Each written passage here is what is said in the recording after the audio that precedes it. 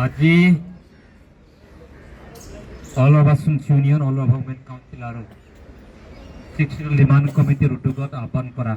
এই ধৰ্ণাৰ কাৰ্যসূচীত উপস্থিত থকা আমাৰ অল অভাৰ আছাম ইউনিয়নৰ প্ৰেচিডেণ্ট ছেক্ৰেটাৰীকে আদি কৰি আদাৰ্ছ মেম্বাৰসকল, অল অভাৰ উমেন কাউন্সিলৰ প্ৰেচিডেণ্ট ছেক্ৰেটাৰীকে আদি কৰি আদাৰ্ছ মেম্বাৰসকল, সেক্সুৱেল ডিমাণ্ড কমিটিৰ প্ৰেচিডেণ্ট ছেক্ৰেটাৰীকে আদি কৰি আদাৰ্ছ মেম্বাৰসকল, আমাৰ মাজত উপস্থিত থাকিব পৰা গোৰ্খা ছাত্ৰ সন্থাৰ কেন্দ্ৰীয় সমিতিৰ ভাইচ প্ৰেচিডেণ্ট তেওঁৰ সতীৰ্থসকল, all Assam Bengali youth student ফেডাৰেশ্যনৰ ভাইচ প্ৰেচিডেণ্ট আৰু তেওঁৰ সতীৰ্থসকল, আমাৰ মাজত উপস্থিত থাকিব পৰা অল আছাম বৰ্মান ফেডাৰেশ্যন ইউনিয়নৰ সভাপতি প্ৰমুখ কৰ্মকৰ্তাসকল, সদৰভা কৃষ্টি সন্মিলনৰ সম্পাদক প্ৰমুখ কৰ্মকৰ্তাসকল, আমাৰ মাজত উপস্থিত থকা আটছাৰ গোৱালপাৰা জিলাৰ সভাপতি প্ৰমুখ কৰ্মকৰ্তাসকল, আছাৰ সভাপতি প্ৰমুখ কৰ্মকৰ্তাসকল, হাজংষ্টুন ইউনিয়নৰ সভাপতি প্ৰমুখ কৰ্মকৰ্তাসকল, চৌদ্দধৰ ছাত্ৰ সন্থাৰ সভাপতি প্ৰমুখে অন্যান্য কৰ্মকৰ্তাসকল, ৰাভাহাজৰ যৌথ সংগ্ৰাম সমিতিৰ অন্যান্য কৰ্মকৰ্তাসকল, আমাৰ ইয়াত উপস্থিত থাকিব পৰা আৰচু উমেন কাউন্সিল SSGৰ সদস্য কৰ্মকৰ্তাসকল, কাউন্সিলৰ চেয়াৰমেন প্ৰমুখ কৰি ECGC-সকল, সাংবাদিক বন্ধু আৰু সতীৰ্থসকল, সকলোকে এই ধৰ্ণাত উপস্থিত থকাৰ কাৰণে মই আন্তৰিক ধন্যবাদ আৰু কৃতজ্ঞতা জ্ঞাপন কৰিছোঁ, শুভেচ্ছা মই জ্ঞাপন কৰিছোঁ। মই দীঘলীয়া পূৰ্বকচনৰ বক্তব্যসকলে কৰিছে, দুটা কথা মই খোলাকৈ কৈ থ'ব বিচাৰিছোঁ। 1995 2026 10 মাৰ্চ আৰু 1.5 মাহৰ পিছত 30 বছৰ সম্পূৰ্ণ হ'ব। এই 30 বছৰৰ সময়ত হাজাৰবাৰ ৰাভাহা আছাম অট'নমাছ কাউন্সিলখনক বিদেশীৰ মুক্ত আগ্ৰাসনৰ পৰা মুক্ত কৰিবৰ কাৰণে সাংবিধানিকভাৱে ভাৰতীয় সংবিধানৰ ৬৬ অন্তৰ্ভুক্তিৰ দাবী আৰু ইয়াৰ আনুষংগিক দাবীক লৈ অসমৰ বিভিন্ন সময়ত সংগ্ৰাম কৰি আহিছে, দিল্লীৰ বিভিন্ন সময়ত ইয়াৰ সংগ্ৰাম কৰি অহা হৈছে। এই সংগ্ৰামৰ ফলশ্ৰুতিত এই সংগ্ৰামৰ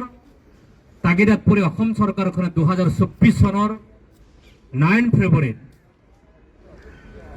অসম চৰকাৰৰ মিনিষ্ট্ৰী অফ ট্ৰাইবেল এফেয়াৰ্ছে ইউনিয়ন মিনিষ্ট্ৰী অফ ট্ৰাইবেল এফেয়াৰ্ছক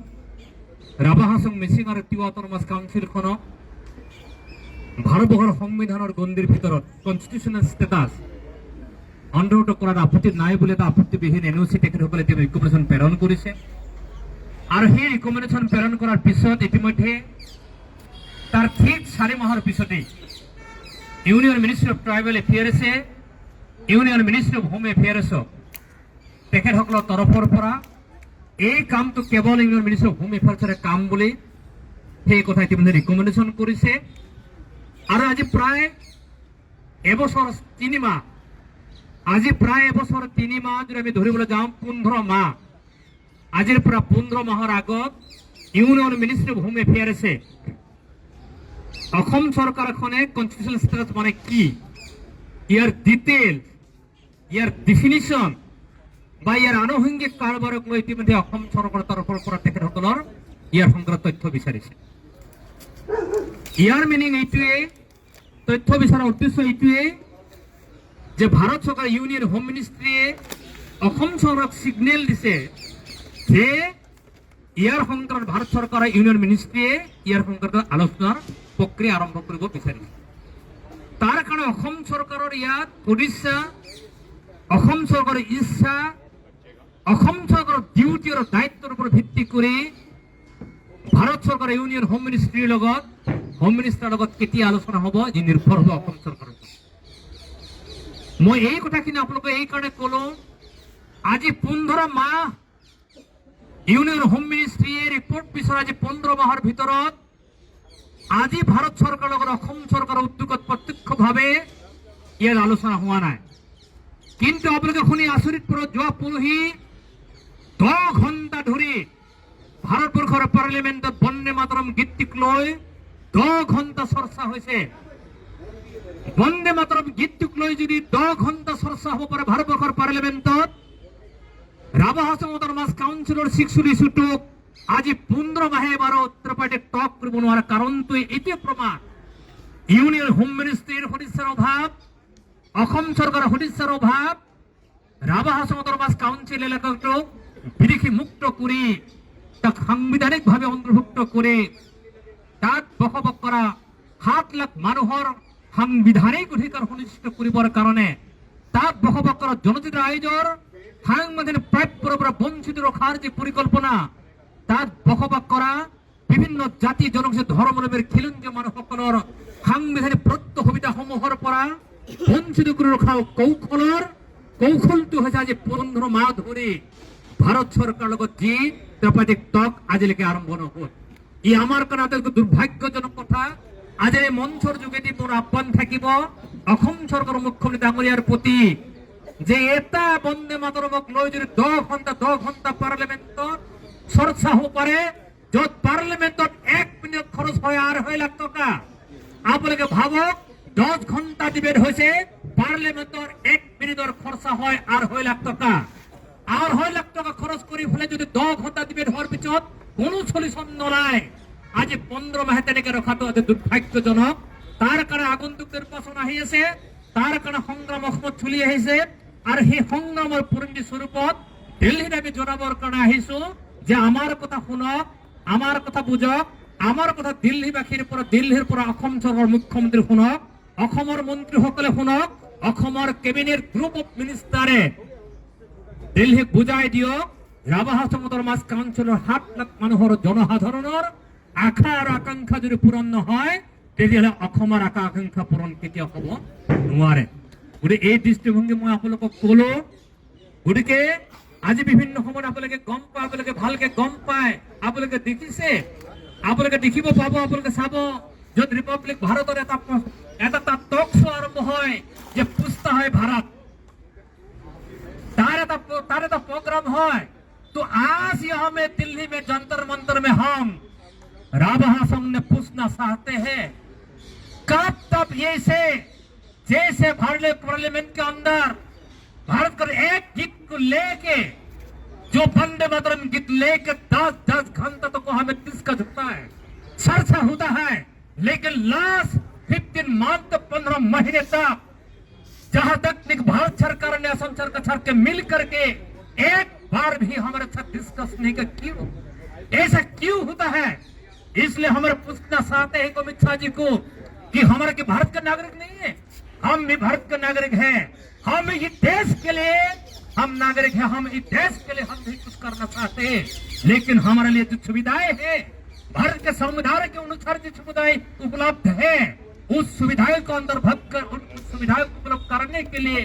आप डिस्कस कीजिए। हाँ, आप हमको बुलाए, स्टेट गवर्नमेंट को आप बुलाए, क्योंकि जब डिस्कस होता है, जब डिस्कस शुरू होगा, जब आलोचना होगा, तब हमारा जो सिचुएशन है, हमारा जो मांग है, हमारा जो डिमांड है, उस डिमांड को आप समझिए। उस डिमांड को आपका भी डिमांड है, उन डिमांड भी ये भारतवर्ष की डिमांड है, हमारा जो डिमांड है असम का डिमांड है। हमारा दिमाग जब तक ये सोल्यूशन नहीं होगा, समाधान नहीं निकलेंगे, जब तक समाधान का सूत्र नहीं निकलेंगे, तब तक असम में जो शांतिपूर्वक असम में रहना चाहते हैं, जो लोग असम में शांतिपूर्वक बनाना चाहते हैं, ये कभी नहीं होगा, क्योंकि हम भी भारत के इंसान हैं, हम भी एक इंसान हैं, हम भी भारत के एक जिम्मेदार इंसान है। उस जिम्मेदार इंसान होने के नाते हम भी ये दिल्ली में पूछना चाहते हैं क्यों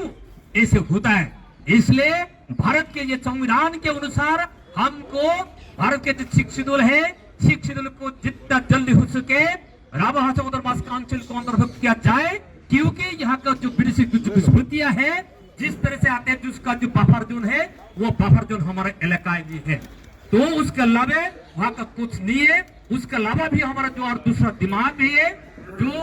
भारत के संविधान के अंतर्गत जो नेशनल इलेक्शन पॉलिसी 2020 के अनुसार एक डिमांड भी है, जो चर्चा होंगे, जो आलोचना होंगे, उसके सामने हम ये बात रखेंगे। उसके अलावा भी